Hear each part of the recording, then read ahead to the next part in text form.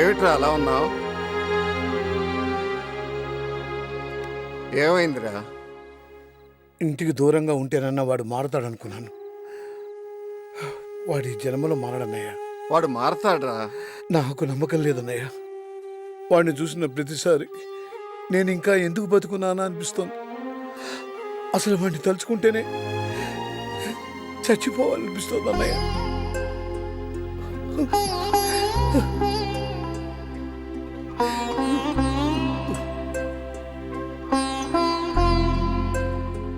Sir sir ఏంటి sir ఒంట్లో బాగోలేదా? అదేం లేదు.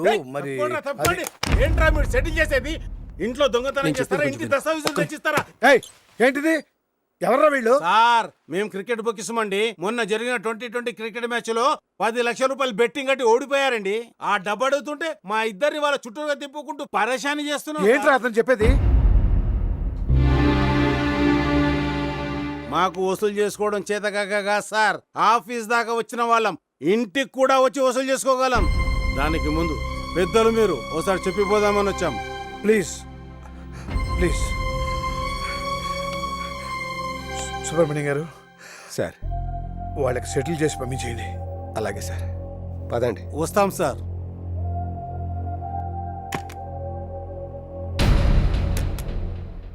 ఏంట్రా ఇది? ఎందుకురా మనకి ఇవన్నీ?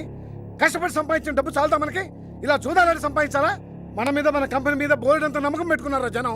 ఇలాంటి నీచమైన విషయాలు బయటకు వస్తే మీ నాన్న తట్టుకోగలడా? అయినా ఏం తక్కువ చేశారా మీకు?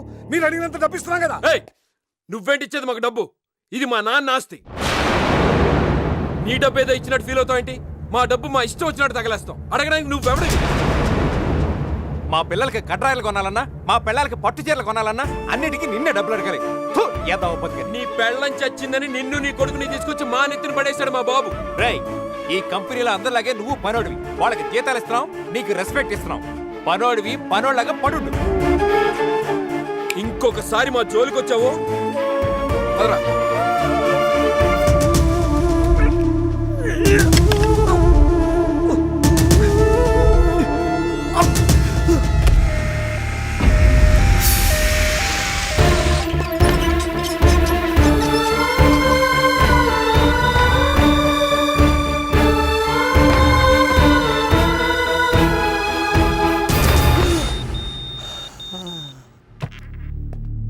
డాక్టర్, ఫస్ట్ అటాకే ఇంత సీరియస్ గా రావడం ఇట్ ఈస్ వెరీ రేర్.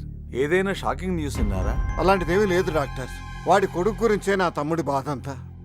వాడి గురించి ఆలోచించే తన ప్రాణాల మీదకి తెచ్చుకున్నాడు. పరిస్థితి మాత్రం కొంచెం క్రిటికల్ గానే ఉంది రామకృష్ణ గారు. ఎంత ఖర్చైనా పర్వాలేదు, ఎలాగైనా సరే నా తమ్ముడు బ్రతకాలి డాక్టర్. తప్పకుండా మా ప్రయత్నం ఏం చేస్తాం సార్.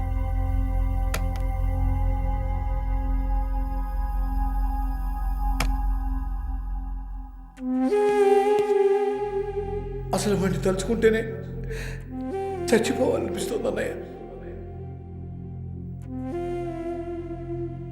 ఉన్నాడా పోయాడా అని చూడ్డానికి వచ్చావా?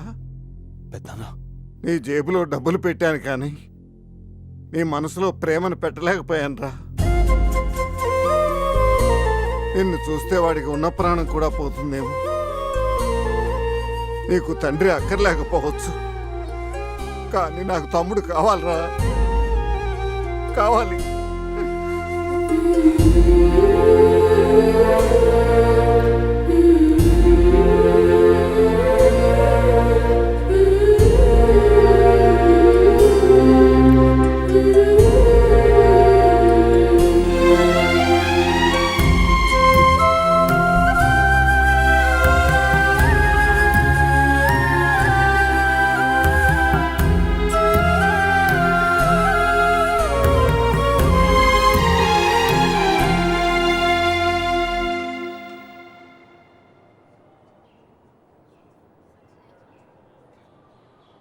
ఏంటి చంటి ఇక్కడ కూర్చున్నావు?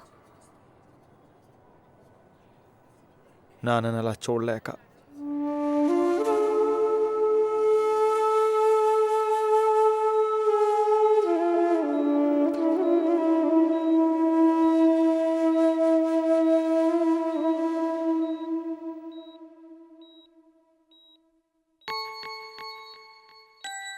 మీకేమీ కాదు మావయ్య. ధైర్యంగా ఉండండి. త్వరలోనే కోలుకుంటారు. కోలుకుని ఎవరిని ఉద్ధరించాలమ్మా? కన్న ఒక్క కొడుకుని సరిగ్గా పెంచలేకపోయాను. చంటి గురించి అలా అనకండి మావయ్య.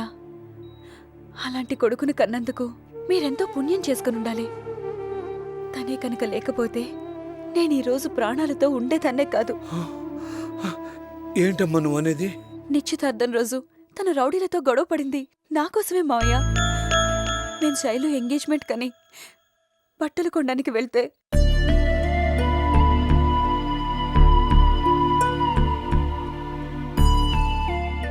మీరు తనను అపార్థం చేసుకుని అవమానించిన చంటి తలంచుకుని ఇంట్లోంచి వెళ్ళిపోయింది. ఈ నిజాన్ని దాచటానికే మావయ్య. మీరు చంటి గురించి సంతోషపడాలే కాని బాధపడకూడదు. వాడిని వెంటనే చూడాలనుందమ్మా.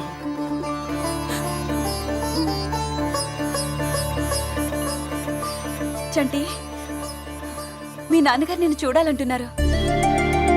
నిజమా? నిన్ను వెంటనే రమ్మంటున్నారు. తొందరగా వెళ్ళు.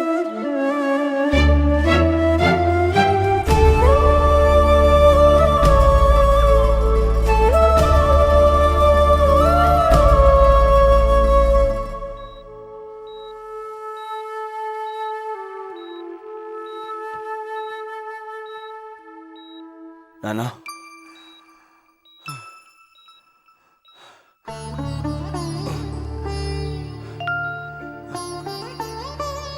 కూర్చో.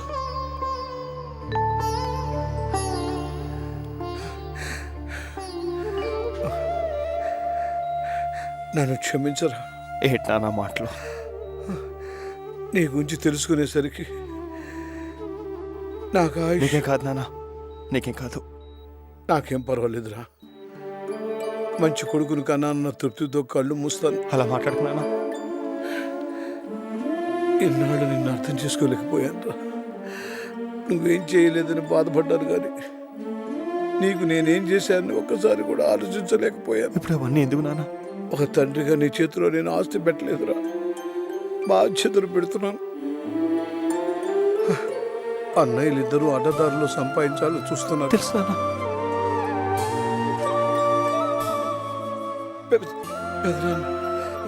పెదనాన్ని జాగ్రత్తగా చూసుకుంటాను నానా. డాక్టర్! నానా!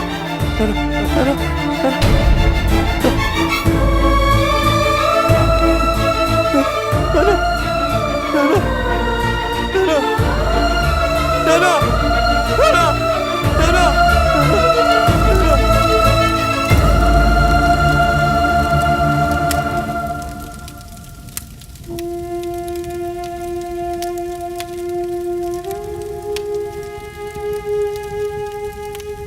అయ్యా మన చంటి బాబు.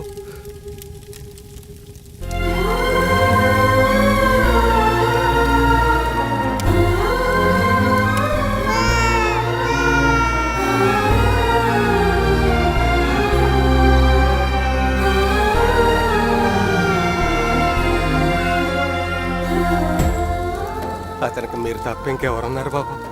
ఆ బంధాలన్నీ నా తమ్ముడితోనే బూడిదైపోయాయి. వాడే లేనప్పుడు నాకు ఇంకెవరూ అక్కర్లేదు.